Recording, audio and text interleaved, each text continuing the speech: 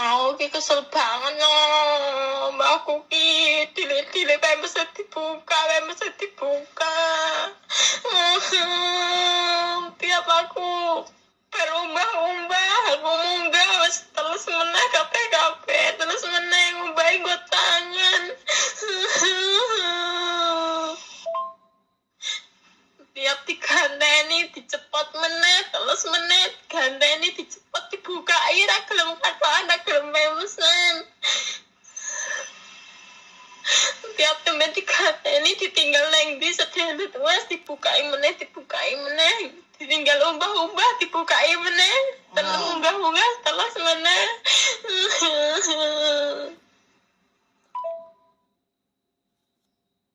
Aku masih aku ki lho. Open-openane ngel tenan.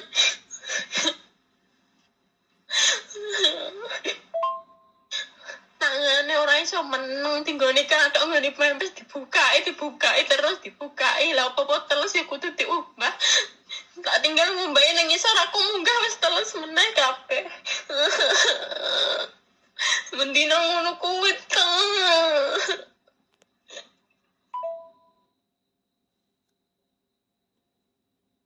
diganteni ngono gak ngerti ngono lho. Kasane iki maksudnya iki ganteni sprayne iki gak gampang lho. Kasore wombo gak sempit. Tiap umbah-umbah oke sekali, umbah-umbah langsung oke. Tinggal umbah-umbah beres munggah wis terus meneh, tinggal masak beres munggah nyetis terus meneh. Kur ngono mendino.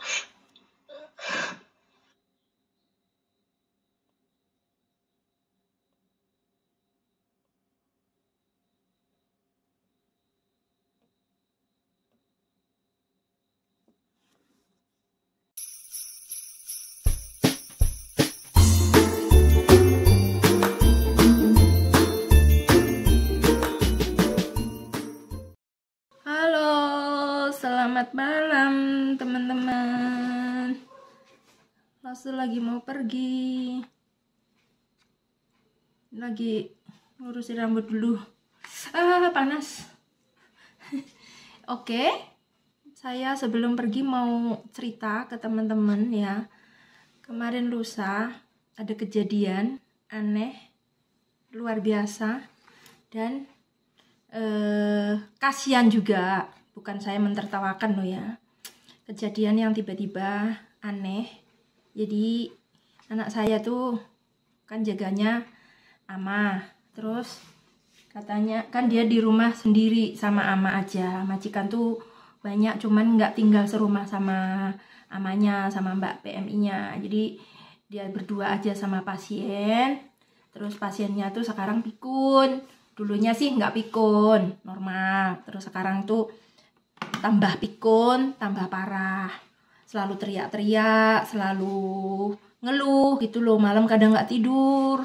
Terus awalnya tuh kalau sakit dibawa ke rumah sakit juga gitu. Di rumah sakit tuh berisik sampai semua ruangan itu pasien-pasien yang lain tuh keganggu gitu loh. Jadi dia sampai dipisah sama susternya itu di ruangan khusus. Ya, jadi karena saking berisiknya pasien, ini saya sambil ngerli rambut saya, jadi santai aja. Nah, jadi ceritanya kayak gitu. Pas dibawa ke rumah sakit juga berisik, jadi mengganggu orang lain yang sedang istirahat. Ya namanya pasien ya, sakit mayoritas sih gitu. Tapi ada yang nggak separah itu, ada yang parah kayak gitu. Jadi mbak-mbak mungkin tahu lah, ngalami lah ya pasiennya tuh gimana, lebih tahu ya daripada saya. Nah saya taunya juga diceritain sama anak-anak tuh kadang pasiennya gimana. Aku kalau ngerli itu nggak sempurna. Terus habis itu dia juga lapor ya, merasa disisihkan gitu loh ya di rumah sakit tuh sama suster. Mbak PMI itu pasiennya itu merasa disisihkan gitu, kasihan ya, teriak-teriak, tangannya udah diikat, dikasih sarung tangan, itu juga amanya nggak lebih baik, malah lebih parah.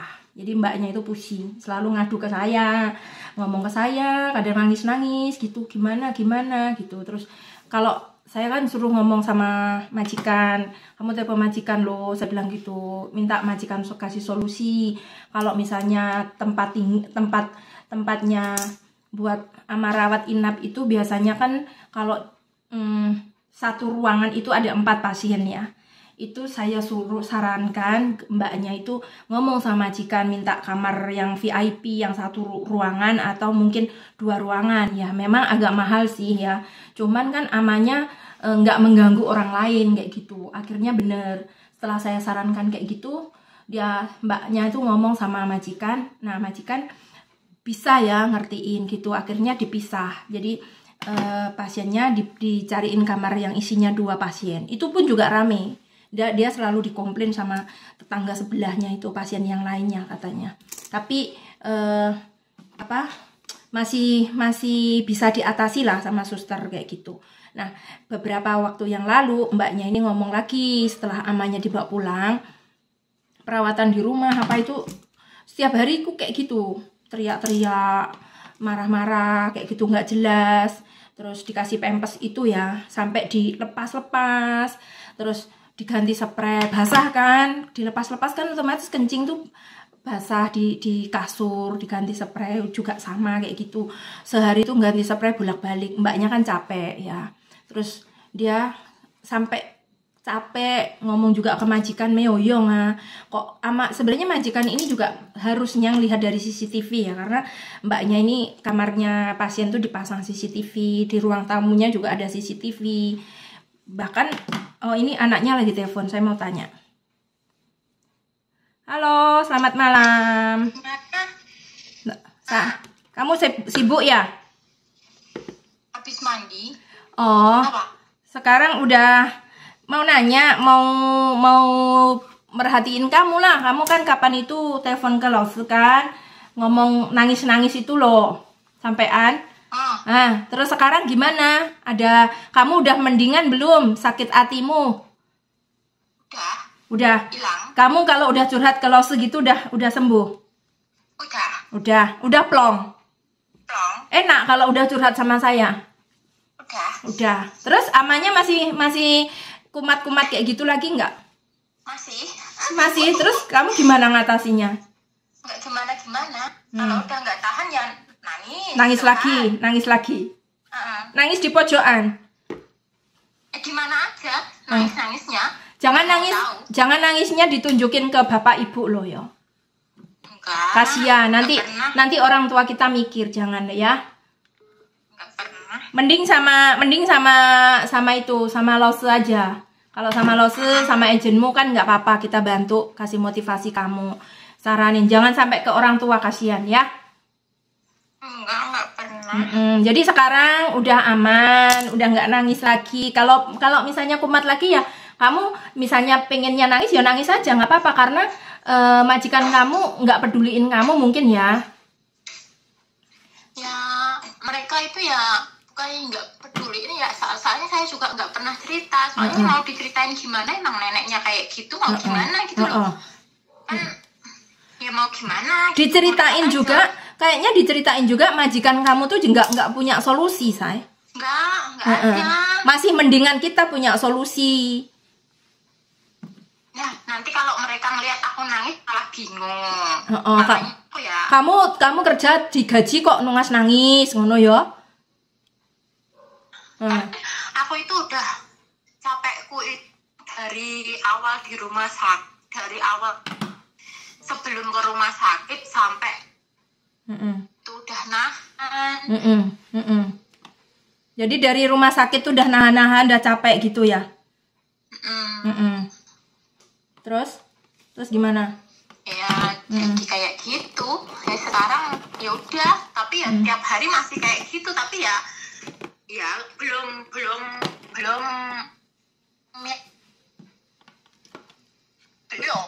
belum apa? Kalau kemarin itu kan karena nangis, karena udah nggak tahan kan.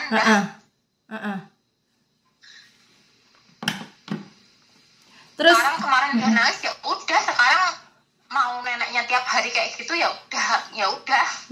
Kata ini aku pernah ngomong kan, pernah curhat sama sama agent. Terus ya Allah, siapa ini? Sinyalnya jelek ya. Halo? Aku pernah cerita kalau kasusnya kamu kayak gitu, katanya suruh ngasih sarung tangan kayak gitu kan. Terus kata kamu kan dikasih sarung tangan juga meoyong, katanya digigiti ya kan. Aku takut karena giginya itu masih asli, aku takut giginya ntar rontok, soalnya dipakai gigitin sarung tangan itu loh. Oh, jadi kalau giginya dia bukan gigi palsu, makanya malah bahaya. Itu masih asli tapi nggak penuh, nggak penuh, makanya aku takutnya ntar giginya rontok habis. Oh gitu, ya udah nggak apa-apa, nggak usah. Mendingan Majikan juga nggak terlalu tega kalau ngelihat diikat itu di sarung tangan nih. Soalnya nenek kalau di sarung tangan itu teriak-teriak terus nggak ngerti. Oh gitu. Ya terus apa itu, majikan tuh nggak pernah pulang, nggak pernah melihat orang tuanya. Pulang seminggu sekali tuh pasti pulang. Terus ya tau lah kayak gitu, aku ya cerita. Terus yang sering datang, yang rumahnya deket sering datang itu kan karena corona ini kan mereka pada kena Omikron. Jadi mereka nggak pernah datang lagi gitu, dikurangin. Mungkin yang majikanku yang Taipei itu yang datang ke sini seminggu sekali nganter sayuran kayak gitu. Jadi sayuran kamu juga udah dibeliin ya, dijamin ya. Nenek yang ini meninggal, nggak bisa ke sini. Oke. Paling majikanku yang Taipei yang gaji aku itu kan udah tua kan, udah 78 kan lose. Aku tuh juga nggak tega gitu loh, soalnya orangnya itu juga nggak banyak ngomong.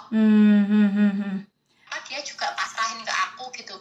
Cuma yang anak-anaknya yang cewek-cewek itu yang terlalu kadang-kadang banyak ngaturnya ya, yang anaknya yang cewek. Kadang-kadang maksudnya anak yang perempuan itu kadang-kadang banyak ngaturnya, cuma suka ngomongnya apa nggak beneran kayak gitu. Kalau laki-laki sih nggak begitu gubris kadang-kadang.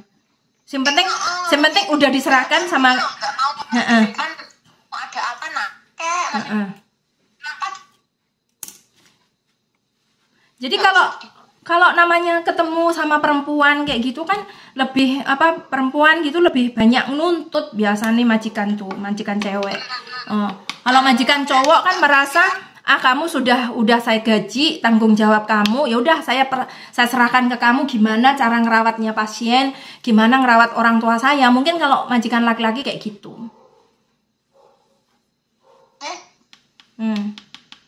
Ya udah. Itu kan terus mereka tahu apa-apa, maksudnya itu tahu cuma seminggu sekali datang tuh apa sih, orang seminggu sekali datang cuma 2 jam 3 jam kan. Apa sih waktu itu kan, jadi tidak tahu kebiasaan pasien, kebiasaan orang tuanya gimana itu nggak tahu mereka. Yang justru tahu itu lebih tahu tuh kalian biasanya gitu loh. Makanya kalau kalian kadang-kadang ya saya nggak terlalu gimana, aku tuh nggak masalah kalau masalah orang tua tuh kadang, tapi kan kadang udah berbulan-bulan kan nahan kan dari puasa loh, awal puasa sampai itu sampai. Jadi ngempet kamu ya. Kamu ngempet. Makanya terus kadang gini, kalian udah ngerawat secara baik, ngerawat penuh kasih sayang, mereka datang seminggu berapa kali aja, kadang perlakuannya ke kalian kayak gitu, bukannya berterima kasih, kadang-kadang malah ngomel-ngomel nggak karuan, kok ini ama begini, kok ini akong begini, kadang-kadang kan kayak gitu, jengkel kadang kita. Kalau nenek itu lagi nggak ada tenaga ya kan, 2 hari dia nggak tidur kan, 2 hari dia nanti tidur pulas terus loh, tidur terus. Tapi 2 hari ntar sama sekali nggak tidur, maunya turun ranjang gitu, semuanya disobekin gitu kan. Terus akan udah ngomong berkali-kali ya, nenek itu kayak gitu. Jadi nggak usah nanya, kok nenek kayak gini ya, kok nenek kayak lupa sama aku, kok nenek tanya nggak jawab. Terus sering ngomong itu katanya hati aku sakit gitu. Terus aku suruh gimana, kamu aja. Makanya kadang Kadang majikan yang nggak percayaan sama TKW itu kayak gini, bikin kita nyesek, bikin kita sakit hati. Tapi kamu sekarang udah nggak begitu, sekarang nggak, udah maksudnya udah baik-baik saja toh, nggak stres lagi kan sekarang. Setelah kamu curhat itu kan nggak stres lagi. Ada apa-apa ya ngomong ke saya loh ya, nanti tak bantu. Aku dengerin, aku ki anggepen yo tempat sampahmu. Jadi nek ada nggak enake, ada nyeseke, ada apa nih, kamu ngomong ke saya nggak apa-apa ya. Itu emangnya ngomong sama Edin, ngomong sama siapa? Ko Sensen? Enggak, aku nggak ngomong sampai Ko Sensen kok. Aku bisa jelasin ke kamu sendiri. Makanya kalau ada apa-apa kamu pengen curhat ke saya, curhat aja.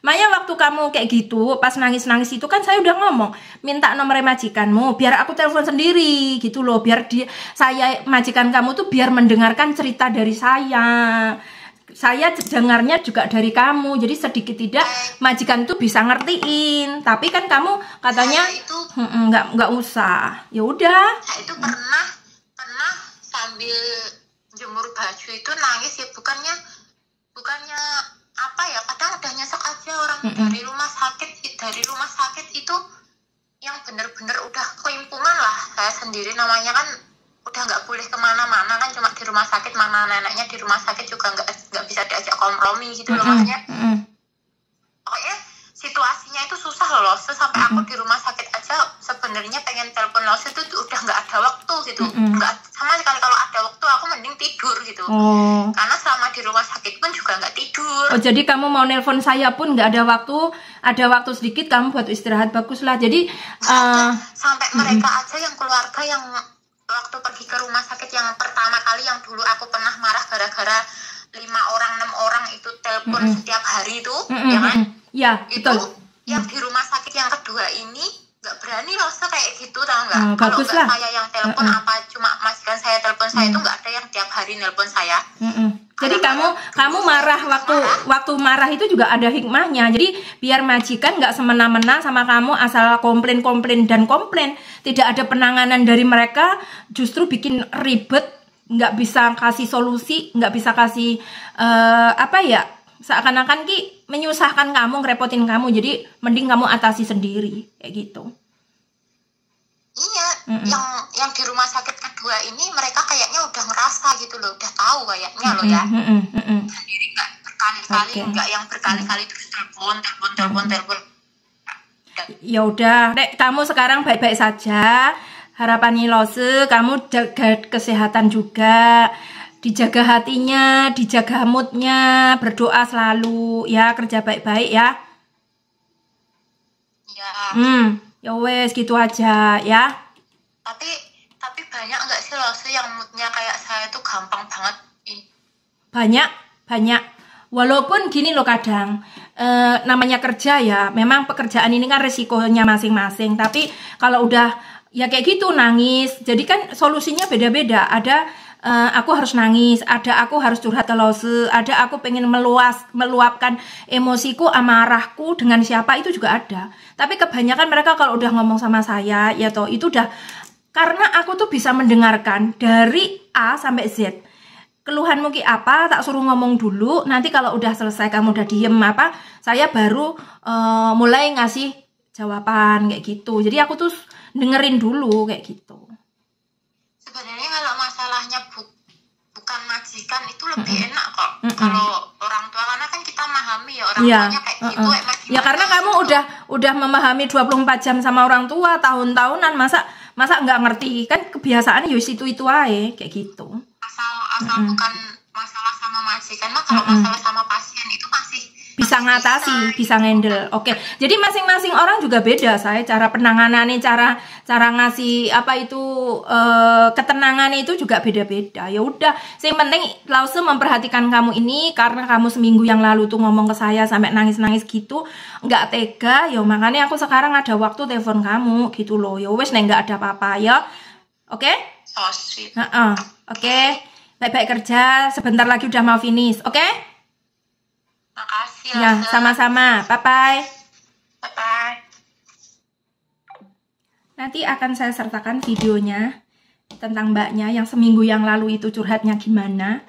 Aku tuh sebenarnya bukan santai dan apa, karena saya tetap mendengarkan dulu keluhannya mereka apa gitu. Nah, saya sebisa mungkin lah merangkul mereka, mengayomi mereka, memperhatikan mereka. Jadi ya mereka ada yang cocok, maksudnya nyaman lah kalau udah cerita kayak gitu. Nanti akan saya sertakan videonya ya, yang kemarin dia nangis-nangis. Tapi sekarang udah tak telepon, udah baik kan, suaranya udah beda. Alhamdulillah, ya Allah, anak-anak saya semoga diberi kelancaran. Teman-teman juga ya, mudah-mudahan konten saya bermanfaat bagi teman-teman semuanya ya. Tetap jaga kesehatan, jaga mood, semoga selalu diberi kelancaran. Terima kasih, bye-bye.